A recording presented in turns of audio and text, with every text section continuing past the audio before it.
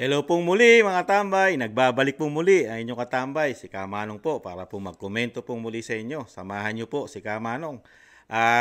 Magandang araw po muna. Tanghali, hapon, gabi, madaling araw po sa ating lahat. Sana po ay nasa mabuti po tayong kalagayan. Saan man sulok ng mundo tayo naroon mga kababayan ko. Ito po, umpisa na po natin komentuhan. Ito naman po, komentuhan po natin, siyempre po. Nakita naman po natin, alam naman natin ang nangyayari po sa ating bansa, lalo sa politika. Nakita po natin yung kaganapan, talagang putok na putok po at pinag-uusapan po. Kahit po sa labas ng bansa, mga katambay, pinag-uusapan. At napakarami na pong nag-question, tapos nag-analyze, mga analysis, at syempre po, mga detractors ng bawat side, mga katambay. Pero alamin naman natin mga katambay kung ano naman po masasabi ng isang Marcos dito po sa kaganapan po ng hearing ng Senado, ang War on Drugs mga katambay. Nagkomento po ang tumatakbo rin pong senador, ang kapatid po, ang ate, si Senadora Amy Marcos. Pakinggan po natin ang kanyang pahayag at komentuhan po natin kung ano ang pananaw niya mga katambay sa War on Drugs na ginawa po ng dating Pangulong Duterte mula po nung siya ay maupo 2016 hanggang 2022. Ito po mga katamay, pakinggan po natin ang senadora. I'm pretty sure, ma'am, you've watched the hearing where former President Duterte was present. Do you think, ma'am, it was bullying? Do you think that their objectives were met? Ibang klase naman si Presidente Duterte. Kahit gusto mo i-bully, hindi na bully yun eh. Talagang ibang level. Tuwan-tuwa nga ako eh. Para kami nanonood ng basketball. Tuwan-tuwa nga ako manood. Kaya lang, eto nga,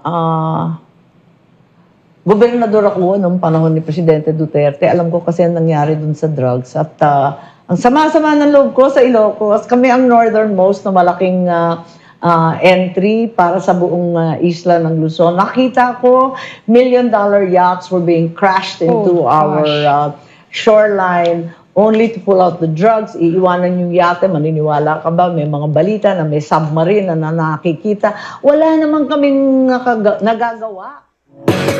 Yan po mga katambay. Yan po mga katambay, ang pahayag po ng ating senadora. Naglilingkod po bilang senador sa ating bansa. Ayan po, nalulungkot daw po siya mga katambay. At syempre po, hinangaan din naman niya at sinasabi po yung style po ng ating presidente ay hindi mo kayang ibuli ang ating dating presidente Rodrigo Duterte. Tama naman yun. Paano mabubuli yung napakagaling na presidente, magaling na prosecutor, magaling na abogado, magaling na huwes, at syempre magaling din naglingkod na bilang mayor, naging congressman, naging vice mayor. Di po ba? Kabisado niya pa ang batas, lalo rin sa sinasabing war on drugs.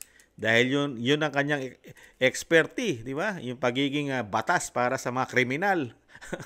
Di ba mga katambay, yung war on drugs niya, di ba? Kaya dito naman po nakita niyo po, kung papansinin po natin, meron na pong pitik. Pumipitik na po ang kapatid po, ang ate ng Pangulong Marcos, ang Senadora Amy Marcos.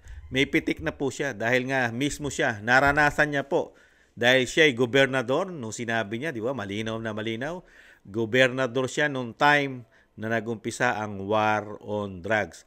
Tapos, sinabi niya pa na yung lugar nila ay talagang labas-pasok ay po pwedeng pumasok doon dahil nga napakalaking entry yung lugar nila, po pwede mong pasukan sa buong Luzon. Napakalaki po, di ba? Ilocos.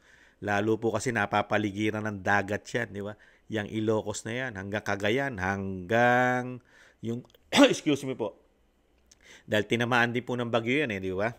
Hanggang Batanes po yan, mga tambay. Yan po. At may pumutok po kasi issue nun. Kung ibabalik tanaw natin, di ba? Unang-una po, yung pumutok din po, di ba nagpaputok din po ng issue si Jonathan Morales, di ba? At si Kati Binag na ang kapatid niya, ang presidente at mga barkada nito, gumagamit din ng yacht di umano. At doon sila nagse-session, gumagamit ng eroplano.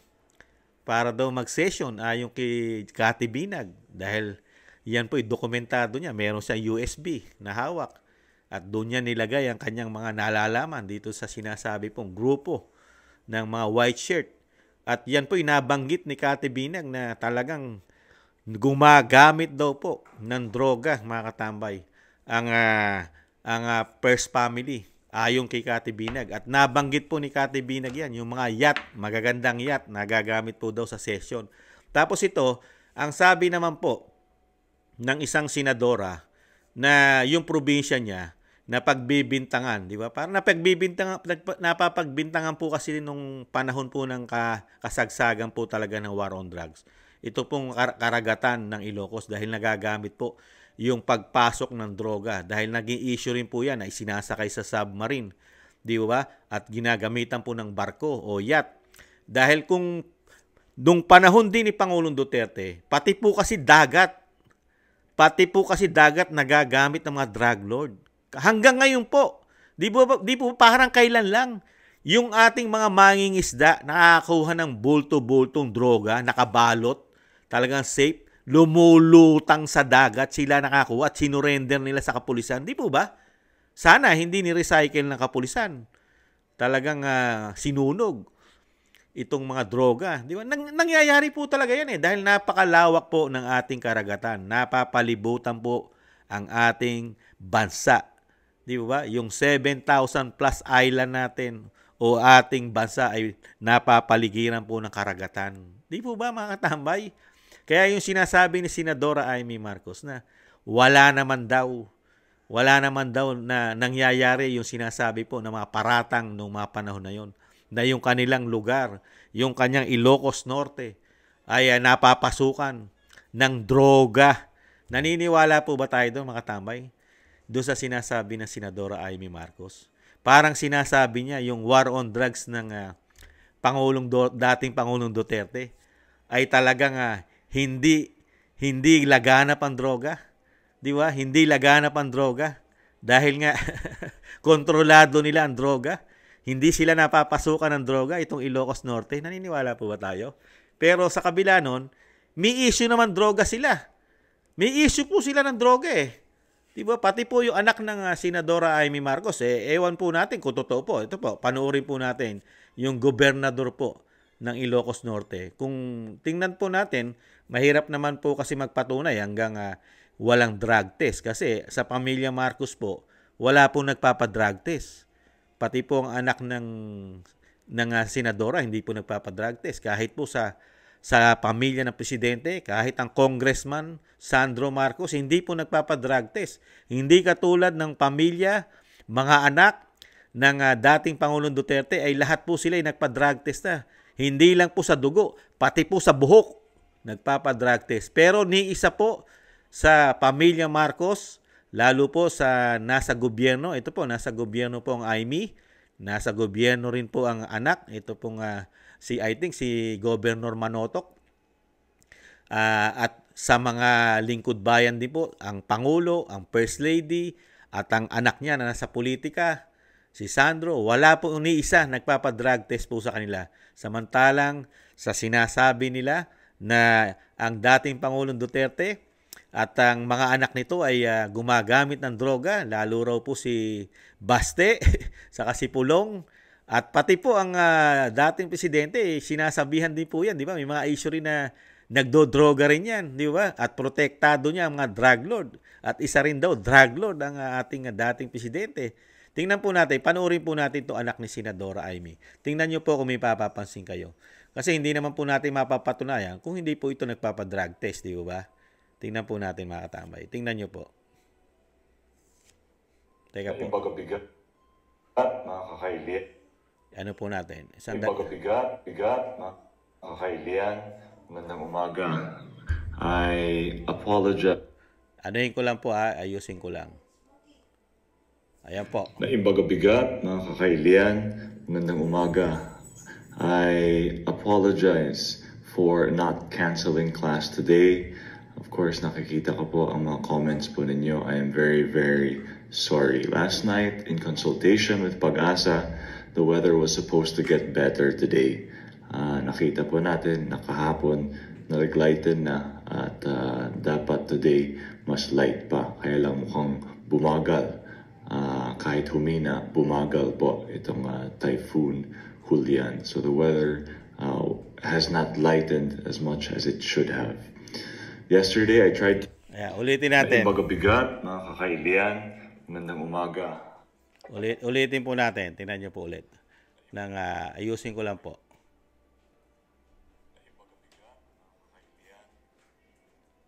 Ayan po mga katambay. Tingnan niyo.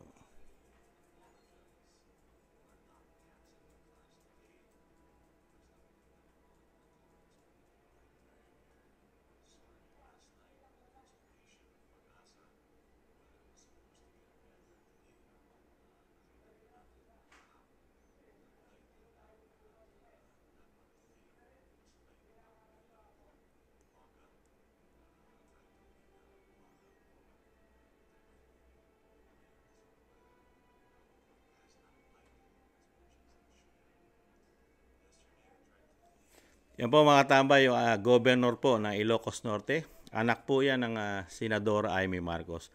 Yan po, pinag-uusapan na po yan sa social media. Kahit po saan, TikTok, YouTube, Facebook, Instagram, kumakalat na po yan, yung video po yan.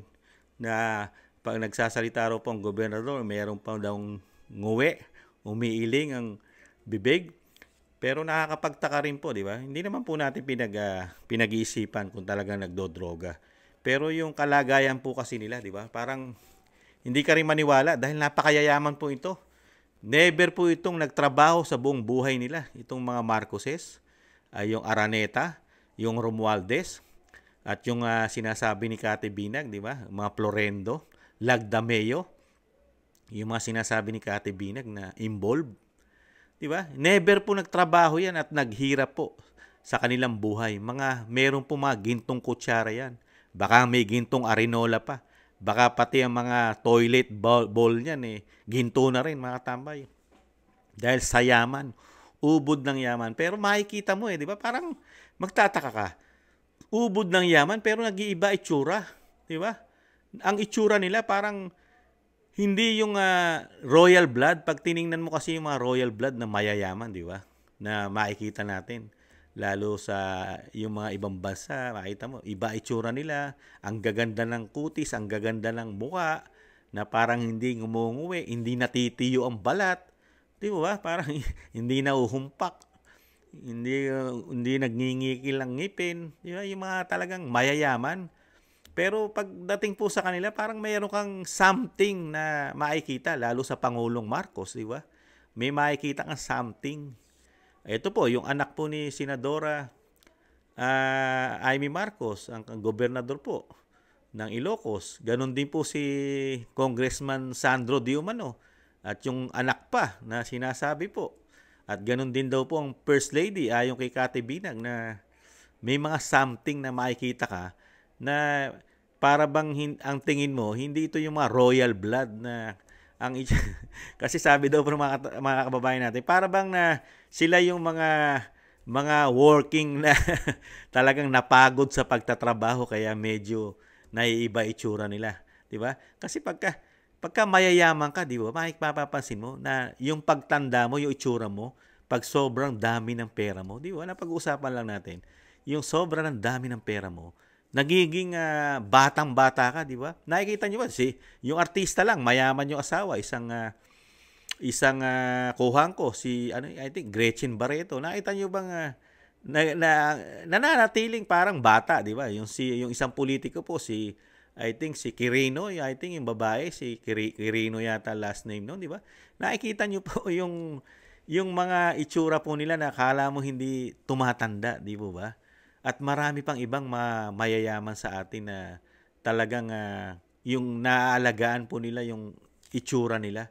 Na makikita mo talagang yung iba sila. Talagang kumpleto sila sa lahat ng bagay. Di ba? Kung si Chris Aquino nga lang, di ba? Kung hindi nagkasakit si Chris, nakita nyo po parang hindi rin nagkakaedad si Chris. Si Corina Sanchez, di ba? Si Corina Sanchez, may edad na. Pero pagka, parang hindi nagkakaedad din. Di ba? Saka yung mga dating pangulo, di ba? Si Gloria Arroyo, kahit sabihin mo nagkasakit, pero hindi mo makikitaan yung nakikita mo na sa ngayon sa pamilya ng Araneta, ng pamilya Romualdez, pamilya Marcos, di ba? Hindi mo makikitaan yung ganong, di ba? Kahit po rito, sa dating Pangulo natin, kay Rodrigo Roa Duterte, hindi mo makikita sa mga anak niya na ngumingitel, di ba? Naiiba itsura. Pati yung asawa, dahil dalawa naging asawa na ng dating Pangulo, yung kanyang first wife, di ba? Pero wala kang makikita kasi ganun din po yung common wife niya, di ba? Ni dating Pangulong Duterte, di po ba? Pero nakakaano lang po, nakakalungkot lang po na meron po tayong ganito na katulad ng Amy Marcos sa kabila po ng yung alam naman po ng mga Pilipino para po natutulog po yata sa pansita ng isang senadora na para po yata hindi niya alam, gobernador siya noong mga time na yon. Hindi po yata niya alam na ang ating bansa ay nilalamo na po ng bisyo na droga dahil nasa datos po ang lagana po, ang ating mga barangay ay more than 42,000 po ang nasakop o talagang na ang halos droga po ay nasa ating mga barangay sa buong Pilipinas. Pero nalinis po nga ng ating presidente yan, dating presidente, di ba? Yung 42,000 nalinis niya ang 22,000 plus. Pero napakarami pang naiwan. Pero ang isang senadora Amy, wala po siya nakita ron dahil walang nakakapasok ng droga. Lalo po sa kanilang probinsya, hindi raw po totoo na nakakapasok o may nakakapasok na droga ron, mga katambay. Kaya po nalulungkot nga siya, di ba? Lungkot na lungkot ang Senadora Amy na yung kanyang probinsya ay napagbibintangan na doon pumapasok ang malalaking bulto-bulto na droga sa Ilocos. Dalawa po kasi Ilocos isang Ilocos Sur at isang Ilocos Norte, mga katambay. Yung Sur po, I think, kay Chavit po yon. Yung Sur. Ang sa Marcos po, dito po sa ating Pangulo at sa ating Senadora ay ang Ilocos Norte, mga katambay. Kaya dito po, nakakalungkot po, di ba? Dahil nga nakita po natin na nagpahayag na po ng sama ng loob ang pamilya Duterte, lalo po ang Vice President dahil nga siya yung nagamit po kasi ang Vice President na yung napakatindi pong pakiusap sa kanya, lalo po ng kanya daw kaibigan ngayon na si Senadora Amy Marcos, ay talagang napakahigpit ng pakiusap na ayaw na nilang mapangalawahan matalo ng isang dating Vice President na si Leni Robredo. Kaya yung pakiusap, sumama ka sa amin, BP, para manalo ang kapatid niya at hindi na sila maging kahiya-hiya kung tatalunin pa silang muli ni dating Vice President Leni Robredo. Sa kabila ng nakumbinsi nila ang Vice President, pero ang iginanti po nila sa pamilya Duterte, ayan po, magtatatlong taon na pong demolition job. Kasama po ang ICC. Ginagamit po ang ICC para po dito po sa pagpapabagsak, lalong-lalo na ngayon sa dating Pangulong Duterte. Dahil po napakalakas po sa political o sa politika ang mga Duterte. Kaya kailangan po hindi sila makabalik sa pwesto. Lalong-lalo ang Vice President na alam naman po din mismo, alam na mga Marcos, Romualdez, Araneta na ang susunod na presidente sa ating bansa ay ang isang Duterte, ang isang Sara Duterte. Kaya po, yung sinasabi nga po, lagi ng ating Vice President, nung makabalik na po kasi sa kanila daw ang kapangyarihan, ay ayaw na nitong mawala sa kanila. At may bonus pa raw po, kayamanan at droga. Ayon sa Vice President. Kasi natuklasan niya Natuklasan niya. Kaya nga bumitaw siya agad dito po sa administrasyon dahil sa natuklasan niya po na ginagawa pong gatasan ng mga Pilipino. Ang pera po ng taxpayer ay nakita niya kung paano hawakan ng dalawang tao sa institusyon ng Kamara. Kaya bumitaw po siya. At lahat po halos ng pangako at hindi po natupad ng Pangulong Marcos ang mga pangako niya sa taong bayan. Lalong-lalo na sa sinasabing presyo, trabaho ng mga Pilipino. Presyo ng bilihin, kawalan ng trabaho, pagkukulang, di ba? Kulang na kulang sa trabaho, pero hindi po natugunan. Ang natutugunan lang po, yung sinasabi pong natutuklasan po ngayon na sobra-sobra daw korupsyon. Nakita nyo po, pati sa PhilHealth, billion-billion. Flood control, isang damukal na pera po. Mga katambay, meron pang ginto, mga katambay, na issue rin po. At yung institusyon po ng Kamara at Senado, napakalalaking numero din po ang natuklasan dyan ng ating Vice President Sara Duterte. Kaya po, yan po, mag-uumpisa na po yan. Dinadahan-dahan na po ni Senadora Amy Marcos ang banat. Ngayon po, medyo kino-question niya na po ang war on drugs. Talagang masama ang kanyang loob na parang hindi totoo na talaga ang war on drugs.